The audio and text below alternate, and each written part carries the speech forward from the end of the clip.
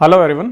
आज का वीडियो मैं लेके आया हूँ उन स्टूडेंट्स के लिए जो गेट 2024 के लिए तैयार कर रहे हैं, क्योंकि गेट 22 में भी बहुत सारी वैकेंसीज आई थी, गेट 23 में भी बहुत सारी वैकेंसी आएंगी और 24 में भी डेफिनेटली वैकेंसीज काफ़ी आएंगी। हाँ, आज का जो वीडियो है उसके बाद आपका वैलेंटाइन बहुत अच्छा हो जाएगा। अच्छा, हमको सिखा रिया है। हाँ, कुछ स्टूडेंट इसमें कह सकते हैं कि सर आप हमारा वैलेंटाइन कैसे ठीक करवाएंगे। देखिए भाई, मैं मानता हूँ आप मैकेनिकल इंजीनियरिंग से बिलोंग करते हैं या इंजीनियरिंग स्टूडेंट है और आपका वैलेंटाइन नहीं बन रहा होगा, बट आपके लिए जो आपका करियर पॉइंट ऑफ व्यू पे एक छोटी सी हैप्पीनेस मैं लेके आया हूँ। जो गेट 2024 के लिए तैयार कर रहे हैं उनके लिए ₹1 में टेस्ट लेके आया हूँ। पूरे 250 टेस्ट मैं आपको दूंगा, 251 टेस्ट दूंगा ₹251 में, और ये ऑफर आपके लिए सिर्फ वैलिड रहेगा अगले 2 दिन के लिए, ठीक है ना। तो आप विजिट कर सकते हैं, नीचे डिस्क्रिप्शन बॉक्स में मैंने लिंक दिया है, वेबसाइट का भी दिया है जिसपे आप टेस्ट सीरीज दे सकते हैं लैपटॉप या पीसी में।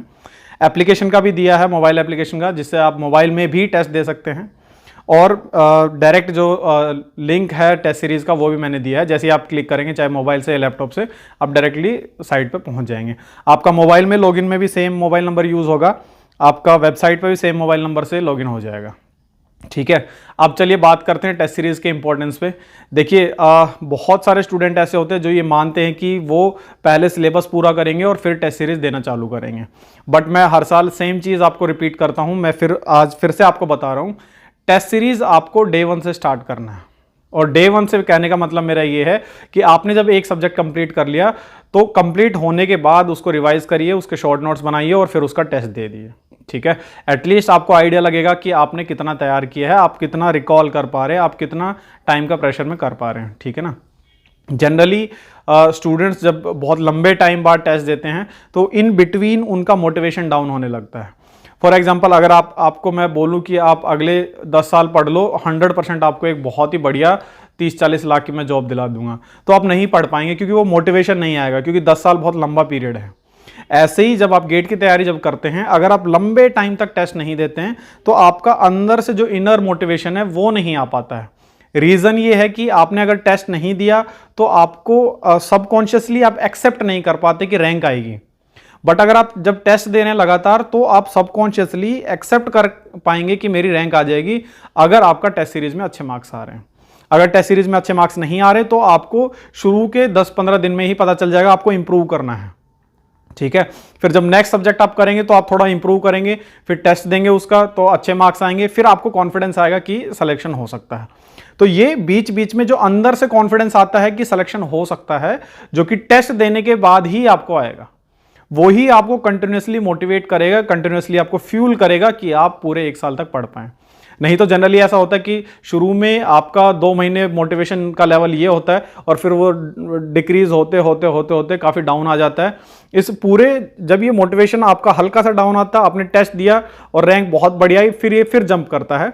फिर आप पढ़ाई करिए एक सब्जेक्ट की, फिर डाउन आया, फिर आपने फिर टेस्ट दिया जो कि रैंक बहुत बढ़िया आई तो फिर जंप करता है, फिर आपका हल्का सा डाउन आया, फिर टेस्ट दिया, फिर जंप करता है। इस टाइप से आपकी तैयारी इंप्रूव होनी चाहिए ना कि आपकी डाउनग्रेड होती चली जाए, ठीक है।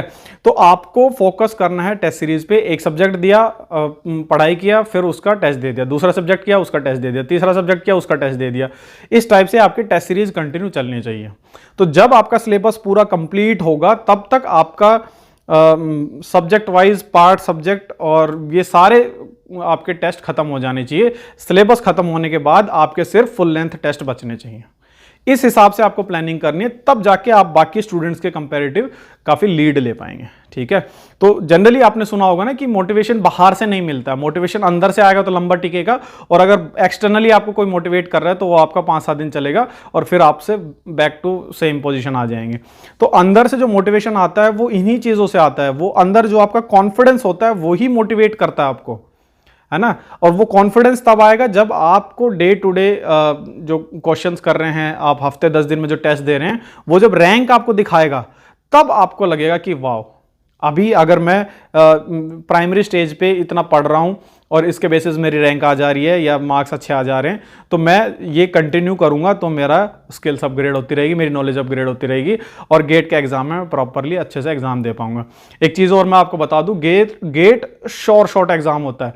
अगर आपने पढ़ाई करी है तो रैंक आएगी ही आएगी, ठीक है। आपने लापरवाही करी है तो गारंटेड रैंक नहीं आएगी, ठीक है ना।